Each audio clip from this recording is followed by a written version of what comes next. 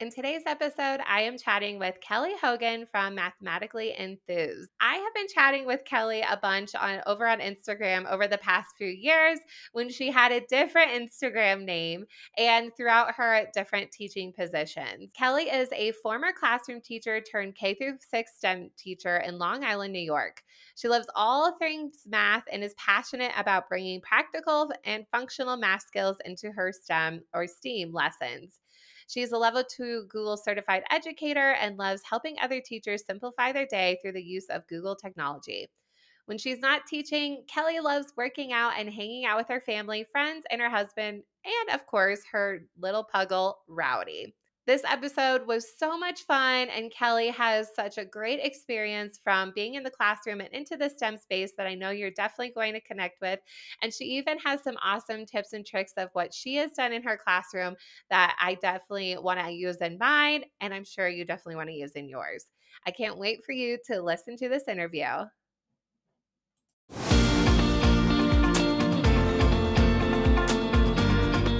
Kelly, thank you so much for being here today. We were chatting a little bit before this, and you and I have talked over the years, and we message each other all the time, and you're so sweet when you tag me in your stories. So I knew I had to have, well, I asked you a while back, I think when I was first launching, will you be a guest? And you're like, yes. So I finally got it all together. I figured out how to invite guests, blah, blah, blah. And then I'm just so excited to chat with you and your position because I think your story, and I don't know all of it, but I think your story will really resonate with a lot of teachers because most of us have been teachers who are in the classroom and then we get thrown into this role. So tell us more about yourself and your background and just how you stepped into your STEAM or STEM. We'll probably say both, but how you stepped into your role. So, for those who don't know me, I'm Kelly Hogan. I'm Mathematically Enthused on Instagram and Teachers Pay Teachers. And to tell you my full STEAM story, I need to go back like way, way back. Okay. So before I was in college, I was looking to be a teacher from as long as I could remember. And I was preparing to go to school for music education. So I was focusing on being a music teacher and being heavily involved in music ensembles that were curricular and extracurricular. But when I got to college, I realized that was not necessarily the best fit for me. I loved doing music and being part of ensembles, but I realized that as a teacher, I'd be kind of limited in what I was doing with students, and impact was important to me. So I graduated from college in 2005 with my bachelor's in elementary education. And in New York State, teachers are required to get a master's degree after a certain after a certain amount of years now. But the time when I graduated, there was no limitation on how many years you had. I think now, once you graduate, you have to have your master's within about 3 years. So choosing the master's was hard for me because at the time in 2005, the big push was reading and literacy. And I knew definitively that I didn't want my master's in reading and literacy. So I shopped around for a while, and at Hofstra University, where I got my master's from at the time, they had a program that was elementary math, science, and technology. Oh, it's like STEM, basically. Yes. So it was elementary MST, and it was lots of integrated projects. One of the things I remember very distinctly about that program was that I had to make a scale model bed for a stuffed animal of my choosing. We had to make board games. We had to write papers about the process.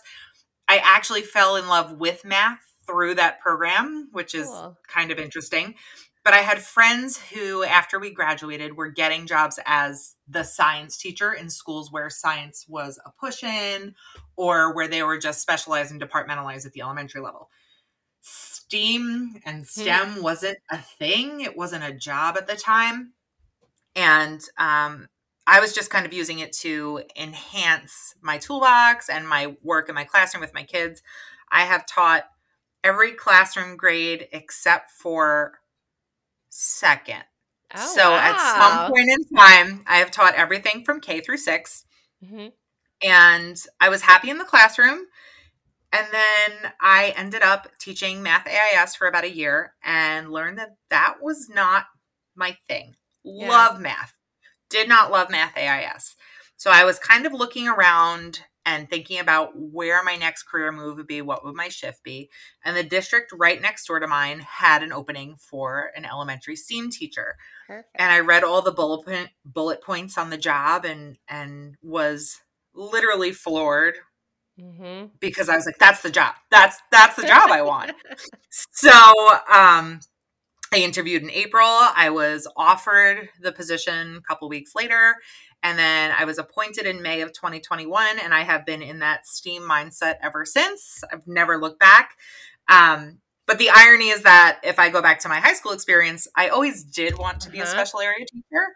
So it was kind of looping back to what I wanted to do without knowing exactly what I wanted to do. So I definitely am in the right space right now. I love my job. And even on my worst days, it's so energizing. Yeah. So it's the right place for me to be. Oh yeah. Well, yeah, I think really it's a very creative space. And I think your experiences definitely lead us into this STEM position because I thought about that too. Like I had a class in middle school. It wasn't called STEM because like that term is so new.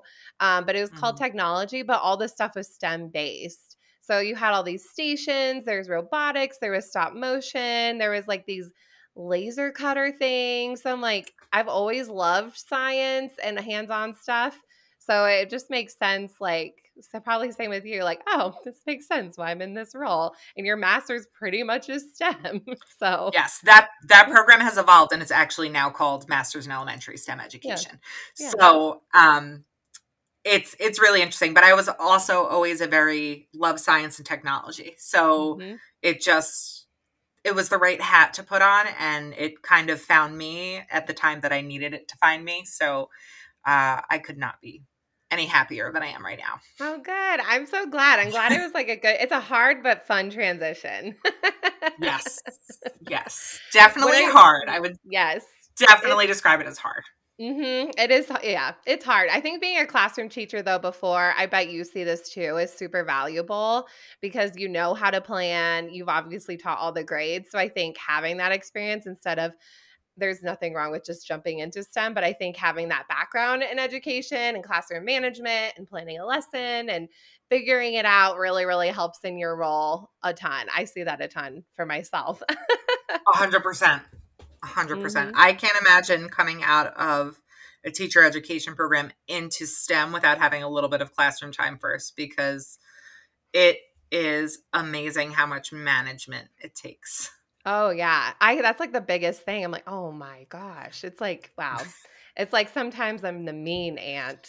I'm not the nice one today. Mostly nice, but sometimes Yes. mean. Yes. So, what have been your favorite parts so far? Because I mean, I know you love it, but like, what are your favorite parts about it? um, I don't want to be too cliche and say everything, but to some degree, yes, it's everything. But the most important things that I would stick with is that every day is exciting. My students love to come into the STEAM lab. I would say that out of the 360 students I serve, maybe I have 2 students who aren't engaged when they walk into the STEAM hmm lab a week, which Yeah. is outstanding. And the energy that they bring in really energizes me. So that is a huge part of it. The 40-minute periods are lovely. Yeah. They're a blessing and a curse, kind of like what you hmm were saying about being the aunt. It's great to have 40 minutes when Yep. it's a tough day for a certain class and you're just trying to muscle through it, and then you get to send them back to their teachers. hmm Um like you're being the fun auntie, right? But I also only get to see my students for 40 minutes a week. And that's the downside, is that there's Oh. so much I always want to do in STEAM that I'm always strapped for time. And then I think seeing every kid at school. So I teach all of the kids in my school, K through 6, which means I have a relationship with all the kids in the school. I have a relationship with their siblings. And so far, I've only been there for, this is my second year, but I'm already really enjoying seeing kids grow from year to year and how they change.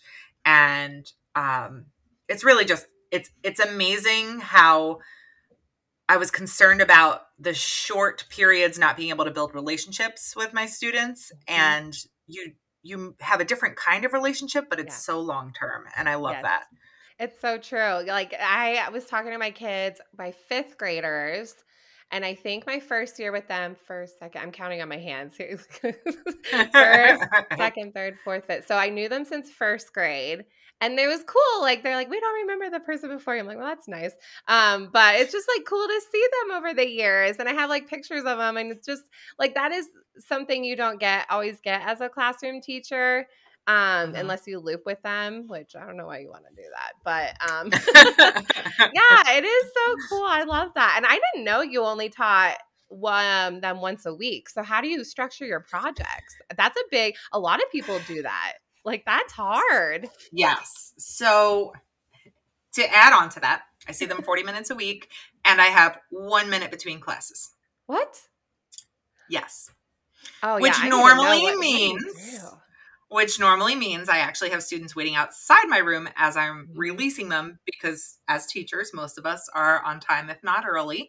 Mhm. So structure was really important for me. And I knew that in order to be really productive with all grade levels, my structure would have to vary a little bit, only seeing them for 40 minutes a week. So my Yeah. K1-2 lessons, especially in the beginning of the year, they get an instant build when they come in. And I have short challenges up on the board where I give them some free build time. I give them a material. I try to rotate materials so they get a new material usually every month. And Mhm. they'll have about 3 problems they need to solve by building something with their materials.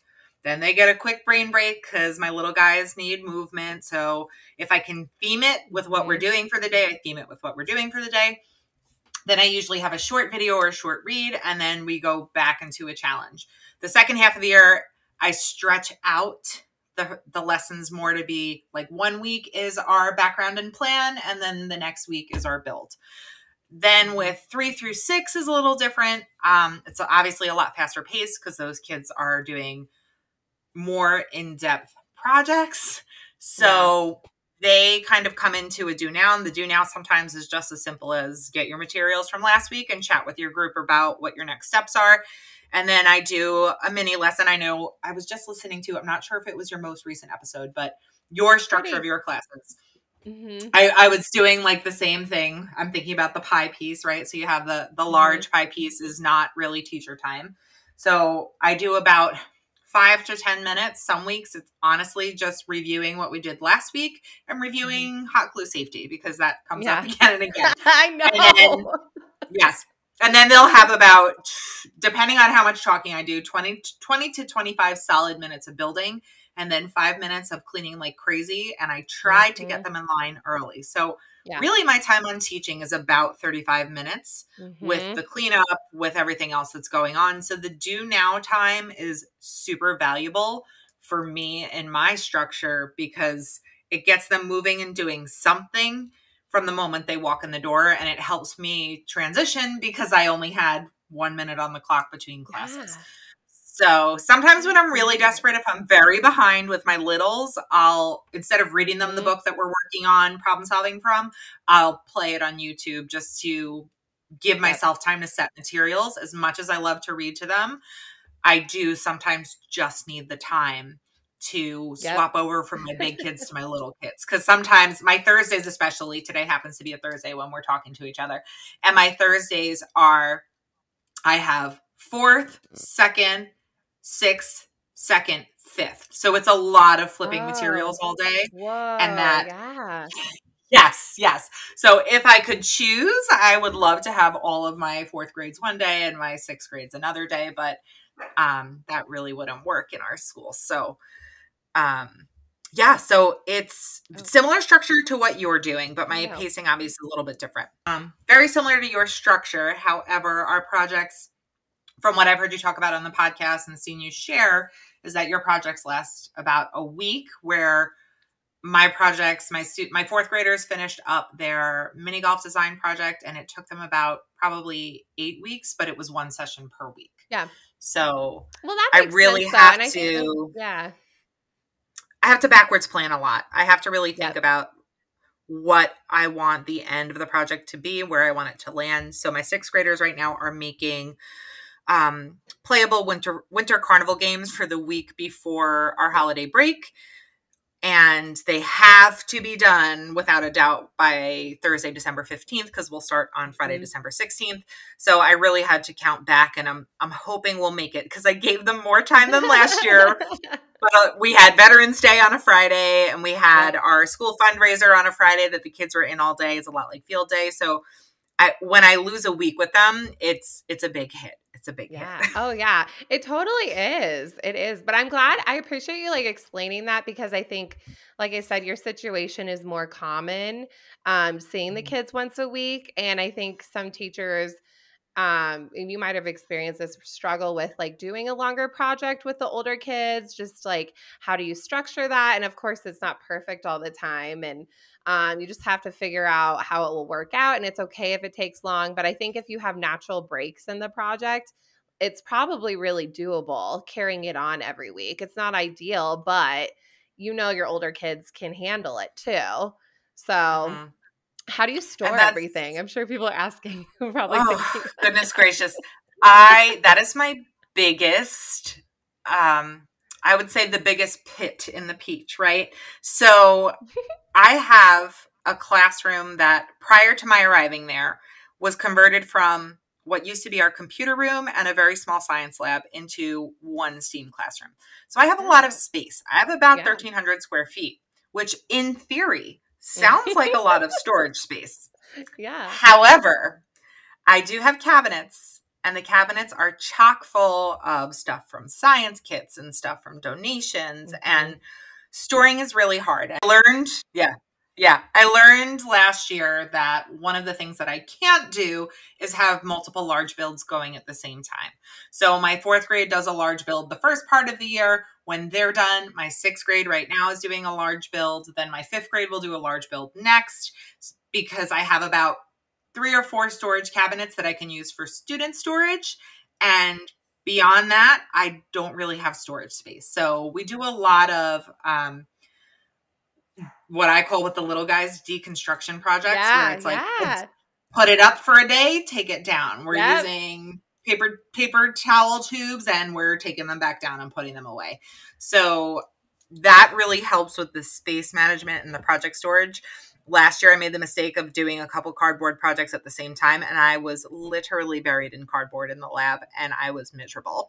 So I made that change, because I just couldn't live like that. I am not comfortable with clutter, and that's been my biggest point of growth in this job, is that it is cluttered all of the time. Yep, my room's and it's trash. Healthy clutter. Yes, it's healthy clutter, and I generally know where things are, but to the untrained eye, it looks like a hot mess. Oh yeah, mine is too. It's like, what does Miss Frizzle say? Make mistakes, get messy. I'm like, my room's trashed.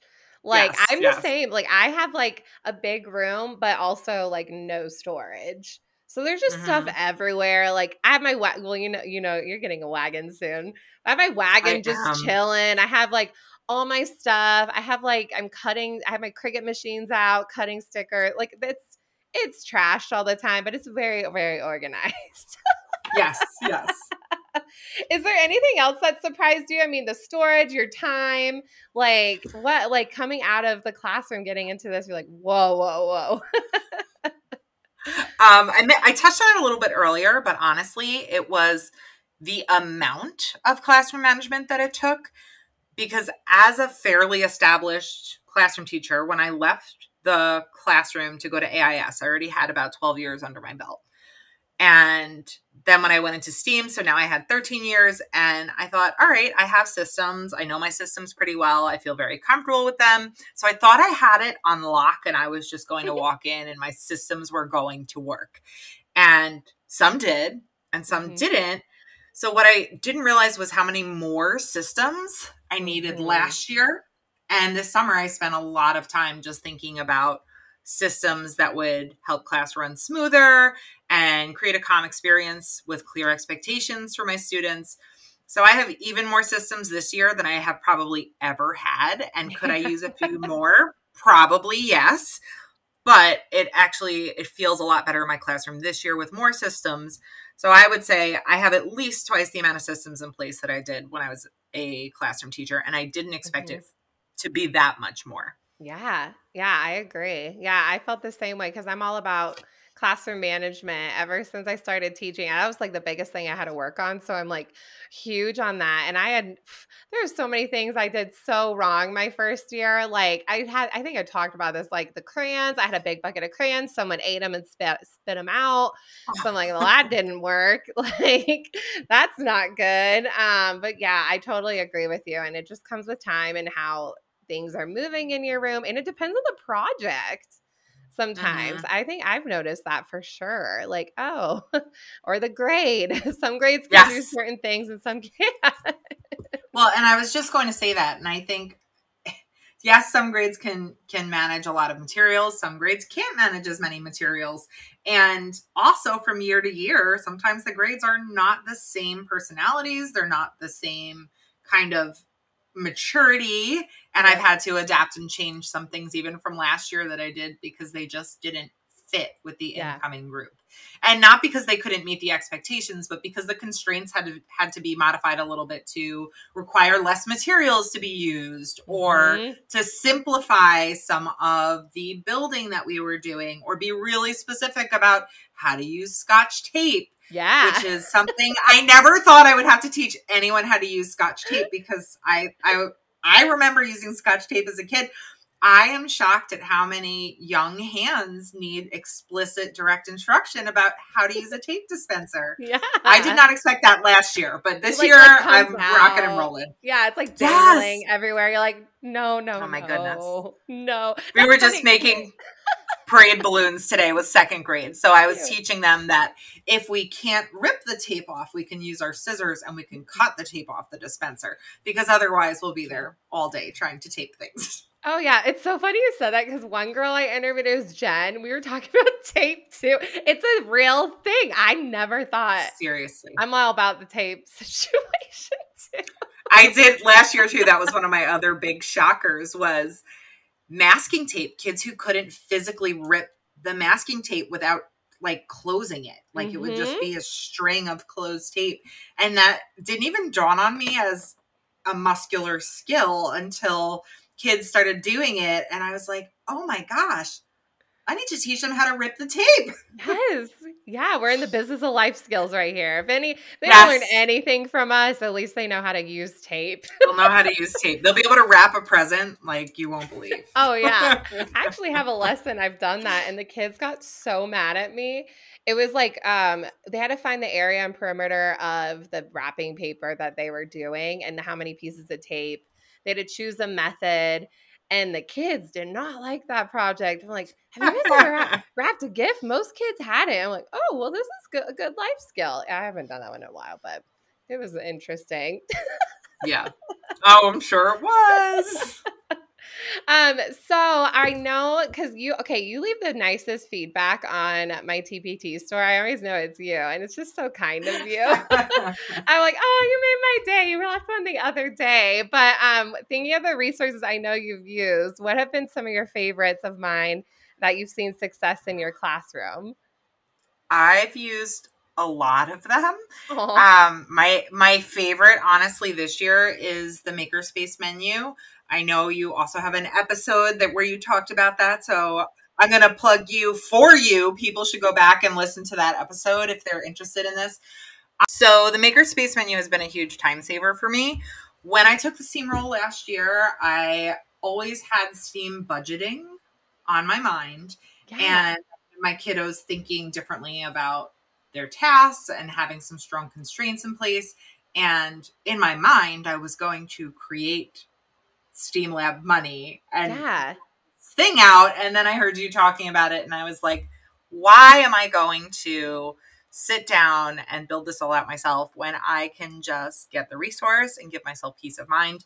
And it's actually been really great because you have the front of the menu page where you have all of the items set already, but it's editable. So I go in and take out things that I know I either don't have a lot of, that I know my students in the past have not used in a way that made sense for the material, or something that just doesn't fit a certain project, and I just pop it out. And right now, in my classroom, just this week, I set up like a $1, $2, and a $3 drawer that they pull out of a cart. So Oh, that's I cool. put doors out and let my kids shop like that. So that's been huge for me. And like I said, I've used a lot. Last year I used this, I believe this is you. Yes. The spider web. Oh, yeah, you sent me a video. I remember you tagged me, the spider pulleys.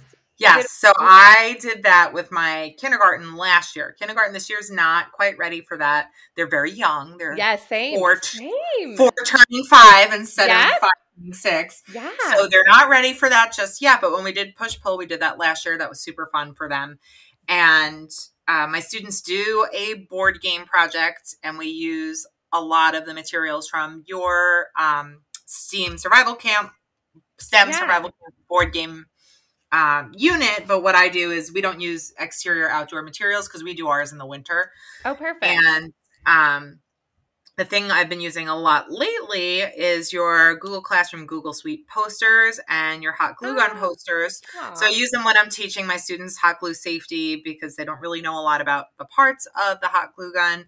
And so I have them in Google Classroom for instruction, but then I also have them actually framed and hanging up in my lab.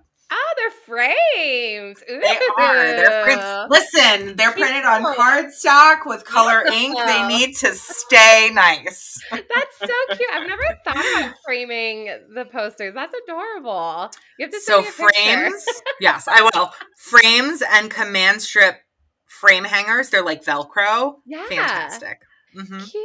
Aw, that makes me so happy. Like, I'm so glad, like, all these, like, things have helped you save time.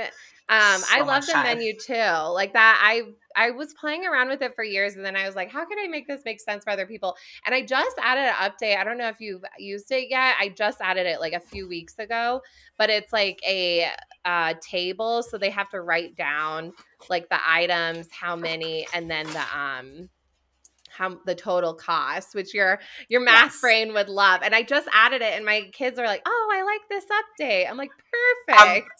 I'm chuckling listening to you because I made one really quick because I was like, "Ooh, I want them to have a budget ledger." So my kids have been using a budget ledger with it, but I'm going to download the update because I didn't know it was there. No, it was like a few weeks ago. I'm like, I should probably have this in there. So that's so funny. Like, well, I'm glad I made you proud with my math skill. Yeah. I was like, "Ooh, we need a budget ledger." Yeah, just because it's easier for them to kind of track what they're spending.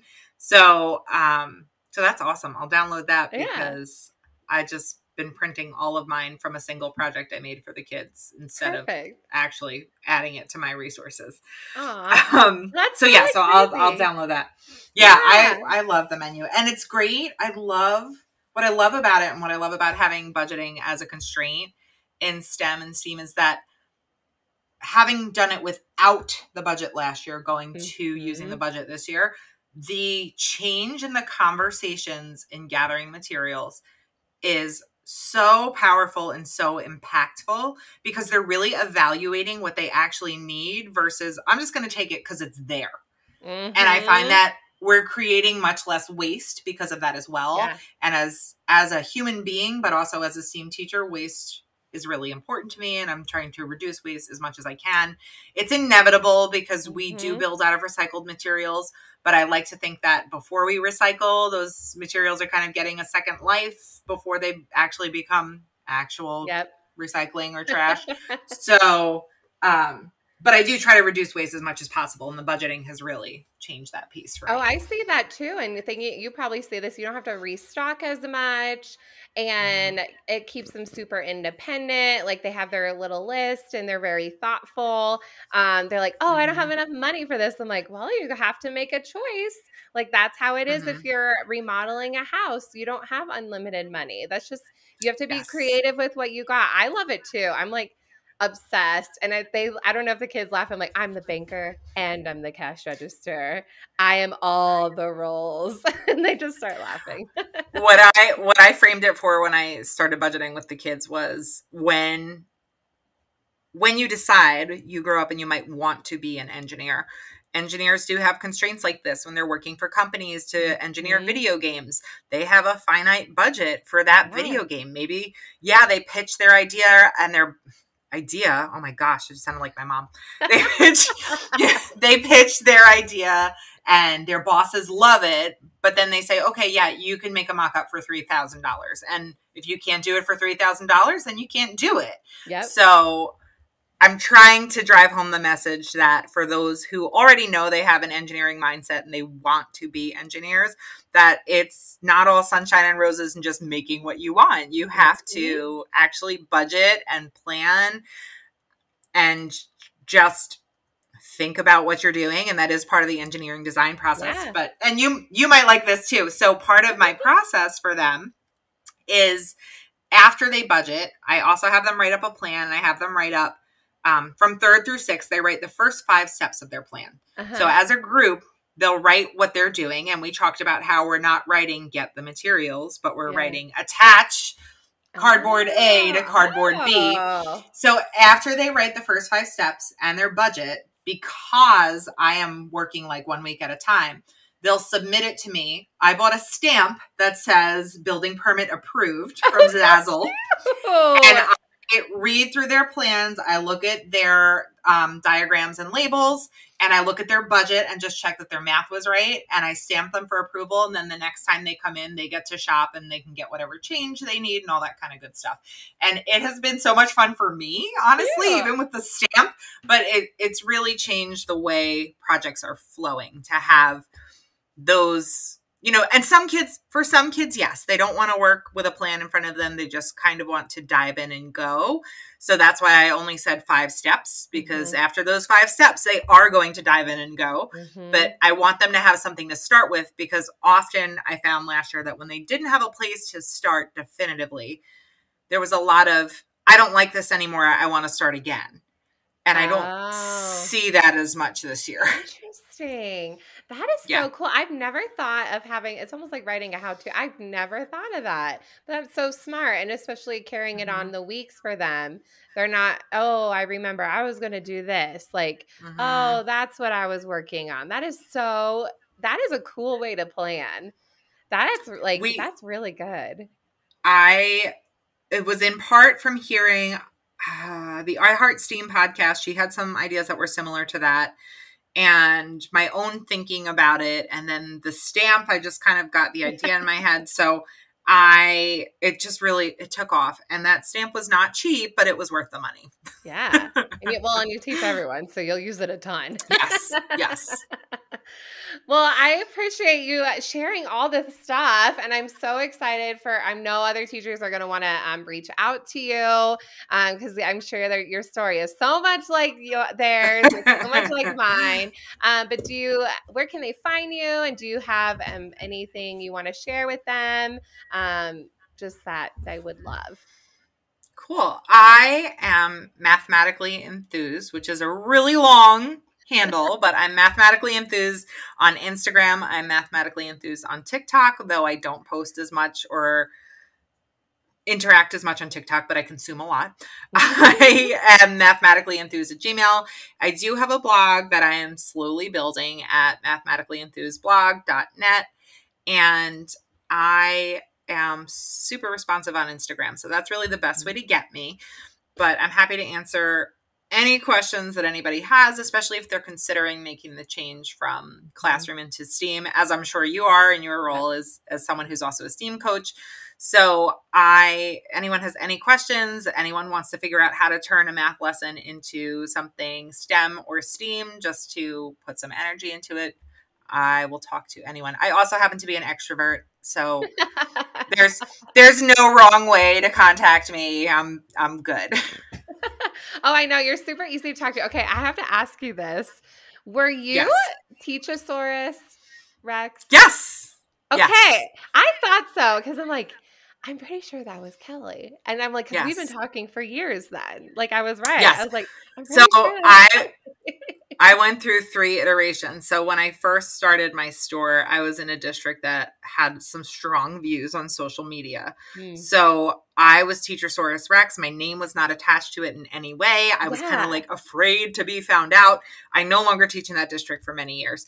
But I went from there to being 6th grade strong, because I thought at the time that 6th grade was going to be my life teaching.